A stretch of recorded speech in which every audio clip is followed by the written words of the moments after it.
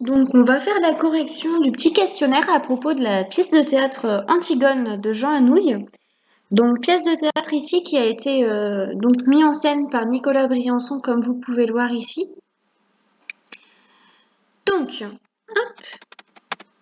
en première question, donc je vous demandais donc de répondre aux questions en même temps que vous regardez la pièce de théâtre. Tout simplement parce que les éléments arrivent en même temps, enfin les questions sont dans l'ordre plus simplement. Donc c'est pour vous aider vous, ok? Après, si vous voulez regarder la pièce et ensuite répondre aux questions, ça c'est à vous de voir, hein, mais en général le cerveau est plus frais quand ça vient d'arriver. Alors, qui est l'auteur de cette pièce? Donc l'auteur de cette pièce, c'est Jean Anouilh, ce n'est pas Nicolas Briançon. Nicolas Briançon, c'est le metteur en scène. D'accord? Ensuite, la question 3. Quel est le rôle du vieil homme qui parle au début de la pièce? Le vieil homme qui parle au début de la pièce, c'est un prologue. Ce n'est pas le narrateur. Le narrateur, ce sont dans des romans. Qui est le roi de Thèbes? Donc le roi de Thèbes, c'est Créon. Ce n'est pas Éthéocle et Polynice, pardon.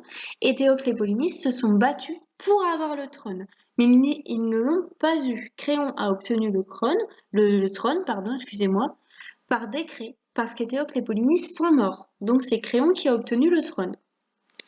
Ok. Ensuite, la question 5. Pourquoi les deux fils d'Oedipe se sont-ils battus? Ils se sont battus donc pour épouser Antigone ou pour avoir le trône de Thèbes. Ils se sont battus, je l'ai dit tout à l'heure, pour avoir le trône de Thèbes. Qui des deux frères aura droit à de belles funérailles? Donc, Éthéocle ou Polynice? C'est Éthéocle qui aura droit à de belles funérailles. À l'inverse, c'est Polynice qui n'aura pas le privilège d'avoir de belles funérailles. À la 8, quelle est la sanction pour celui qui désobéira aux ordres de Créon? Alors c'est la mort, tout simplement. Il le dit à maintes reprises durant la pièce de théâtre. C'est la mort qui est attendue et c'est pourquoi ça va poser problème lorsqu'il découvrira que finalement c'est Antigone qui, on va dire, trifouillera l'endroit de sépulture de son frère. Je cherchais mes mots. Pour la 9, qui est le personnage qui rouspète Antigone et pourquoi? Donc, c'est sa nourrice qui rouspète Antigone et elle la rouspète parce que donc elle est sortie la nuit. Et en fait, sa nourrice, elle s'inquiète donc à ce moment-là de la réputation que peut avoir Antigone parce qu'elle n'a pas encore épousé Aimon. Et les gens peuvent parler, les gens peuvent dire que voilà, ils ont vu Antigone sortir la nuit, qu'elle est allée voir un garçon ou quoi qu'est-ce. Même si c'est faux, les gens parlent et c'est ce qui inquiète sa nourrice. Alors qu'Antigone avait juste envie de sortir prendre l'air. Ensuite, comment la nourrice d'Antigone se surnomme-t-elle? Elle se surnomme euh, Nounou, enfin Antigone la surnomme Nounou. Par contre, je vois que j'ai un peu mal formulé ma question. Antigone la surnomme Nounou, mais dans la pièce de théâtre, la nourrice se surnomme elle-même Vieille Bête. Ça, c'est entre parenthèses. Ensuite, quel est le nom de la mère d'Antigone? La mère d'Antigone, donc la femme d'Oedipe, et également sa mère, puisqu'on sait très bien d'où vient le conflit oedipien, c'est parce que Oedipe est tombé amoureux de sa propre mère, donc la mère d'Antigone est aussi sa grand-mère, et c'est Jocaste. Quelle est la proposition que fait Antigone à sa sœur? Donc Antigone propose à sa sœur d'aller tout simplement enterrer son frère par respect. Pourquoi Antigone se met dans tous ses états face à Aimon? Donc Antigone, elle se met dans tous ses états face à Aimon, pas parce qu'elle veut rompre avec lui, pas parce qu'elle est enceinte, ni parce qu'elle est folle, mais tout simplement au final parce qu'elle fait ses adieux.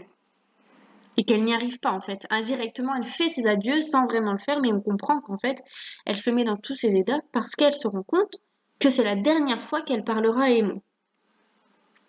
Quelle est la menace que va faire Créon à son garde si quelqu'un découvre qu'une personne a essayé d'enterrer Polynice? Donc si quelqu'un découvre qu'une personne a essayé de l'enterrer, il propose de tuer tous les gardes, et pas seulement un garde, mais tous. Pourquoi Antigone avait-elle délibérément laissé la pelle? Elle l'avait laissée non pas pour se défendre, mais tout simplement parce que c'était une petite pelle, un petit jouet qui appartenait à son frère à l'époque, et donc elle l'a laissé à ses côtés, un peu comme on aurait pu laisser un bijou à un défunt à ses côtés. Enfin bref.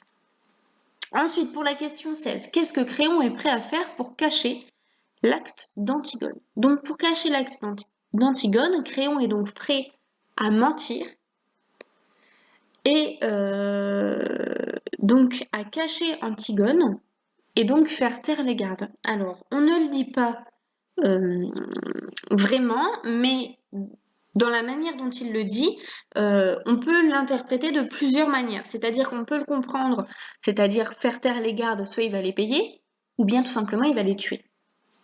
Ça peut être une interprétation, deux interprétations différentes.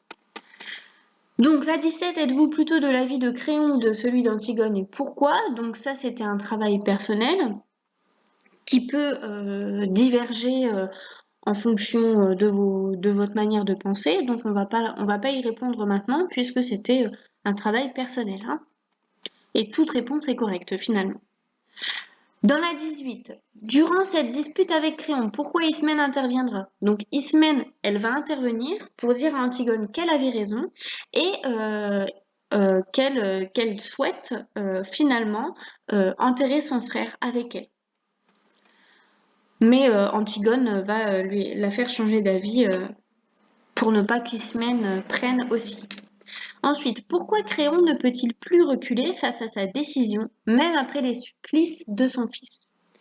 Donc tout simplement parce qu'en fait, le peuple est déjà au courant de ce qui se passe et on l'entend dans la pièce de théâtre. Le peuple réclame déjà la mort d'Antigone. Et puis ensuite, la 20, quelle requête Antigone fit-il aux gardes en échange d'une bague? Antigone demande, demande aux gardes qu'il écrive une lettre d'excuse à son fiancé Aimon. Et donc, dans l'intitulé de cette lettre, elle écrit Pardon mon chéri, sans la petite Antigone, vous auriez tous été bien tranquilles, je t'aime.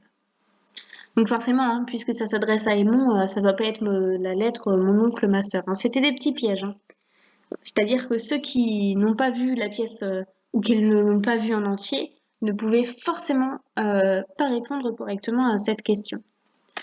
Et puis enfin, la 22, quel est le destin d'Aimon? Alors non, ce n'est pas d'épouser Ismène, ni de vieillir seul, malheureusement Aimon mourra. Voilà, alors j'espère que le visionnage de cette pièce vous a plu, que ça n'a pas été trop compliqué de trouver les informations pour répondre à ces questions-là. Et puis je vous souhaite donc à tous et à toutes une belle journée. Le programme de demain, enfin ça je vous l'envoie, donc finalement ce sera pas de demain. Je vous l'enverrai donc vendredi, donc le programme de vendredi après-midi. On va donc faire un peu d'histoire. Voilà, donc tout ce que j'avais à dire. Je vous donnerai de plus amples informations dans le prochain mail que vous recevrez concernant le télétravail de l'après-midi. Et puis voilà, tout ce que j'avais à vous dire.